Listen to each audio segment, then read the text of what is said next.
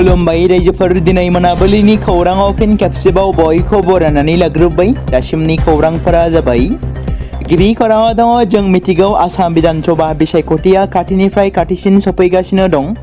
बेबादि समावनो आसामाव थानाय गासिबो राजखान्थि दोलोफोरनि गेजेराव गोख्रोङै साखाफारा जानायखौ नुनो मोन्दों। बेबादिनो बिटिसियावबो गोख्रों जादोंसै। बेबादि समावनो गिबि खेबै बिटिसिनि बारग' सीएम प्रमद बर'आ मुस्लिमनि टपि गाननायखौ नुनो मोन्दों। जेराव बिधानसभा बिसायख'थि खाथि सफैनाय लोगो लोगो बिटिसिनि बारग' सीएम प्रमद बर'नि खर'आव मुसलमाननि टपि गाननायखौ नुनो मोन्दों।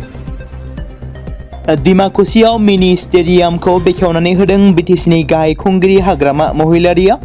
उदालगुरि जिल्लानि सिङाव बेरगाव बियाबनि सिङाव थानाय डिमाकुसि स्टेडियामखौ लुनो थाखाय थांनाय 2023 मायथाइयाव आसाम आयेन आफादनि बुंथिगिरि बिश्वजित दैमारी, दिलीप सयकिया, बारग' बिटिसिनि गाहाय मावफुं सोद्रोमा प्रमद बर'नि नुजाथिनायाव आरो लोगोसे नाजानायजों अन्थाइ खुन्थिया गायसनजेननाय बे स्टेडियामखौ लुफुंजोबनो हानायाव 10 मार्च खालि बेखेवनाय जायो। बे बेखेवनाय हाबाफारियाव जयन्त मल्ल बरुवा, लोमस्राव दैमारी, बिश्वजित दैमारी, पल टप्प, दुर्गादास बर' बिथांमोननि नुजाथिनायजों लोगोसेनो बिटिसिनि गाहाय मावफुं सोद्रोमा हाग्रामा महिलारिया बे मिनि स्टेडियामखौ आरो लोगोसे इनडोर स्टेडियामखौ बेखेवनानै होयो। खौरां बिबुंथिनि गेजेरजों बेबादि जाफुंसार जानायखौ आसाम आयेन आफादनि बुंथिगिरि बिश्वजित दैमारीया गोबां बाथ्रा बुंथियो। दासान्दि समाजारि बिजों एबा ससियेल मिडियायाव गोसारदों सावरायजादों साखन्द्रानि खौरां, नाथाय बेसेबां सैथो? जेराव गोबां दाब दाब जायगायाव उन्दै गथ' लांखारग्रा होनना सन्देह खालामनानै रायजो राजाफोरा हमनानै सोंनाय फिननाय खालामदों आरो माखासे जायगायाव सिनाय मोनै बैसो जानाय थामहिनबा बुरि एबा बोराय बैसोनि सुबुंखौ हमनानै रायजो राजाफ्रा साखन्द्रा होननानै आरो मानसि लांखारग्रा होननानै साजा होदों। नाथाय बेनि गेजेराव नोंथांमोना मा बुंगोन? थारैनो दासान्दि साखन्द्रानि दावराव दावसि खालामबाय थानाया बेसेबां सैथोमार? मानसि लांखारग्रा होनना बेबादि सन्देह खालामनाय आरो साजा होनाया बेसेबां गनायजाथावना?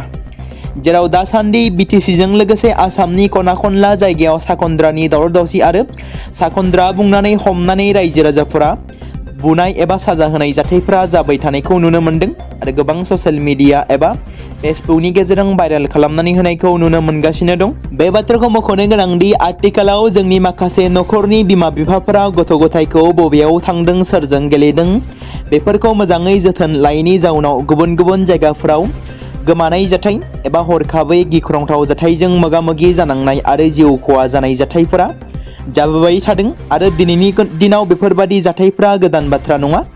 बेनिखायनो आथिखालाव रायजो राजा नोंथांमोन बयबो जाहाथे गावनि नखराव उन्दै बैसोनि गथ'फोर दङब्ला मोजाङै जोथोन लानाया गोनां। मानोना सोरबा मानसि लांखारग्रानिल' मुं फैया एबा मानसि लांखारग्रायाल' गथ'फोरखौ बेबादि जाथाय खालामा। माब्लाबा समाव गारि मटर जाब्रबथाय आरो दैयाव गबोनाय जाथायफ्राबो जाबोबाय थादों। बेनिखायनो बिमा बिफाफोरा जाहाथे मोजाङै जोथोन लायो। फिन खेबसेबाव भारतआव पाकिस्तानी सासे एजेन्टखौ हमनाय जादों। पाकिस्तानी सेक्रेट एजेन्सि ISI नि जानानै संगालि खालामनायनि दायाव सासे लाइमोनखौ हमनाय जादों। दायनिगिरि आदर्श कुमार, जायखौ लक्की होननाबो मिथिनाय जायो, इन्डियान नेभियाव लेन्स हिर' महरै खामानि मावगासिनो दंमोन बिथाङा। 24 बोसोर बैसोनि हमजानाय लक्कीया दासान्दि केरेलानि क'च्चिआव थानाय साउदार्न नेभल कामानाव थिसनजादोंमोन। ATS नि खौरांनि बादिब्ला गुबुन सासे सुबुङा पाकिस्तानाव थानाय ISI एजेन्टजों सोमोन्दो लाखिदोंमोन आरो भारतजों सोमोन्दो थानाय खौरां मोनबाय थादोंमोन। बे खौरांखौ गोथौयै लानानै ATS आ हादोरनां रैखाथि सिफायग्रा सुबुंखौ हमनो थाखाय इलेक्ट्रनिक आरो फिजिकेल सार्भिलेन्सनि गेजेरजों नायबिजिरनायखौ जागायो। नायबिजिरनायाव आग्रानि थागिरि आदर्श कुमार उर्फे लक्कीनि मुङा सोराङाव फैयो। अजदनि बादिब्ला हमजानाय लक्कीया पाकिस्तानाव थानाय एजेन्टनो दावहारु जाहाज आरो गुबुन मिलिटारि खामानिफोरजों सोमोन्दो गोनां सेन्सिटिभ फट' आरो खारिथिफोरखौ दैथायहरदोंमोन। ISI एजेन्टआ बिथांनि एकाउन्टआव रां ट्रेन्सफार जाबाय होनना रोखा खालामनायनि उनाव लक्कीखौ हमनाय जायो। आसामनि सोलोंथाइ मन्त्रि डक्टर रुनुस पेगुआ मुंदांखा डिब्रुगड़ मुलुगसोलोंसालिनि फरायसा खौथि गौथुमनि थान्दै हान्जाजों मोनसे गाज्रि थासारिजों मोगा मोगि जानांदों। बे बाथ्राखौ अजद होदों सोलोंथाइ मन्त्रि डक्टर रुनुस पेगुआ, जेराव सोलोंथाइ मन्त्रि डक्टर रुनुस पेगुनि सायाव मुलुगसोलोंसालिनि बायदि बायदि जेंनानि सायाव सावरायनो फैनाय फरायसा खौथि आफादनि थान्दैफोरा अनादार एबा लाजि फोनांनायनि अजद मोननाय जादों।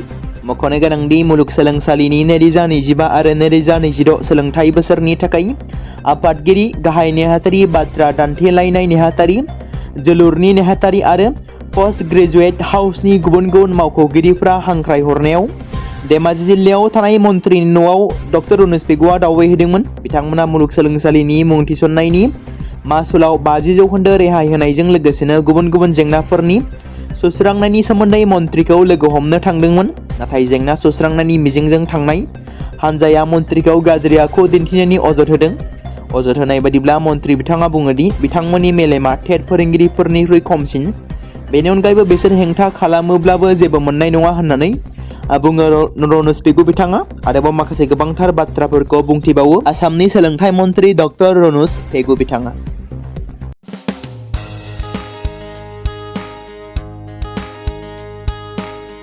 बे समाव मोनसे गोजोनथाव खौरां। बिटिसि हालामनि रायजो राजाफोरनि थाखाय मोनसे गोनां फोसावथाय। क'क्राझार जिल्लानि सिङाव थानाय बड'लेण्ड एकाडेमि सिनियर सेकेन्डारि स्कुला लानानै फैदों गोजोनथाव खौरां। बड'लेण्ड एकाडेमि सिनियर सेकेन्डारि स्कुला 2026 आरो 2027 सोलोंथाइ बोसोरनि थाखाय लानानै फैदों नार्सारिनिफ्राय लानानै थाखो 9 सिम फरायसा आरो फरायसुलिफोरनि गुन गोनां सोलोंथाइनि थाखाय खम बेसेनावनो गोदानै मुं थिसननायनि खाबुखौ होगासिनो दं।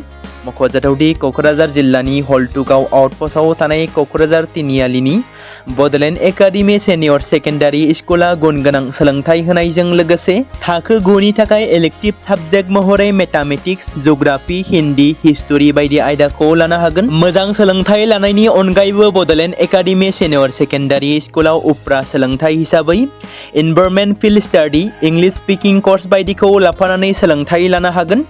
बेनि अनगायैबो गोजान लामा हान्थिनानै फरायग्रा फरायसा फरायसुलिफोरनि थाखाय आलादा आलादायै मोजां हस्टेलाव थानानै फरायनो हानायनि खाबुफोर होनाय जादों। बेनि थाखाय नोंथांमोना आबुङै मिथिबावनो थाखाय एबा थोंजोङै फोनांजाब खालामहर 9101 488 399 जानबुं नम्बराव।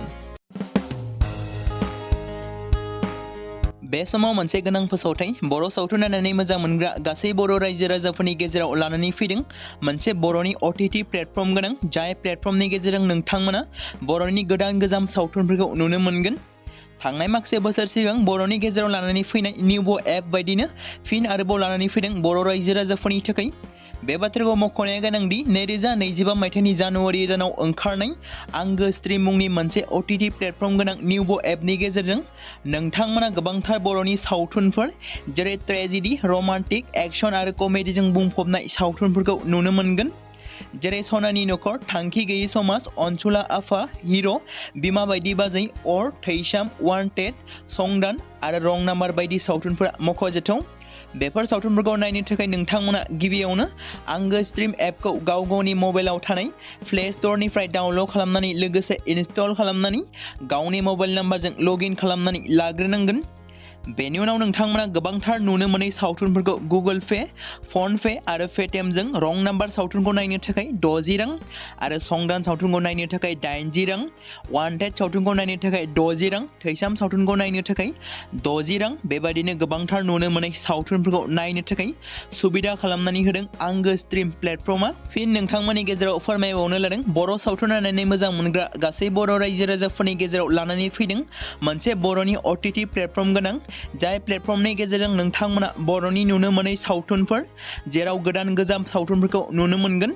बे बाथ्राखौ मख'नाया गोनांदि 2025 मायथाइनि जानुवारि दानाव दिहुनजानाय आंगो स्ट्रिम मुंनि मोनसे OTT प्लेटफर्म गोनां एपनि गेजेरजों नोंथांमोना गोबांथार बर'नि ट्रेजेडि, रमान्टिक, एक्सन आरो कमेडिजों बुंफबनाय सावथुनफोरखौ नुनो मोनगोन। जेरै रं नाम्बार, संदान, वान्टेड, थैसाम, अर, बिमा बायदि बाजै, हिर', अनसुला आफा, थांखि गैयै समाज, सनानि नखर बायदि बायदि सावथुनफ्रा मख'जाथाव। बेफोर सावथुनफोरखौ नायनो थाखाय नोंथांमोना गिबियावनो आंगो स्ट्रिम एपखौ गाव गावनि मबाइलाव थाखानाय प्ले स्ट'रनिफ्राय इनस्टल खालामनानै गावनि मबाइल नाम्बारजों लग इन खालामखांनायनि उनाव नोंथांमोना गोबांथार नुनो मोनै सावथुनफोरखौ गुगोल पे, फन पे आरो पेटिएमजों रं नाम्बार सावथुनखौ नायनो थाखाय 60 रां, संदान सावथुनखौ नायनो थाखाय 80 रां, वान्टेड सावथुनखौ नायनो थाखाय 60 रां, थैसाम सावथुनखौ नायनो थाखाय 60 रां बेफोरबायदिनो अर सावथुनखौ नायनो थाखाय 60 रां पे खालामनांगोन। बेबायदिनो गोबांथार नुनो मोनै बर' सावथुनफोरखौ नायनो थाखाय सुबिदा खालामनानै होदों आंगो स्ट्रिम प्लेटफर्मा।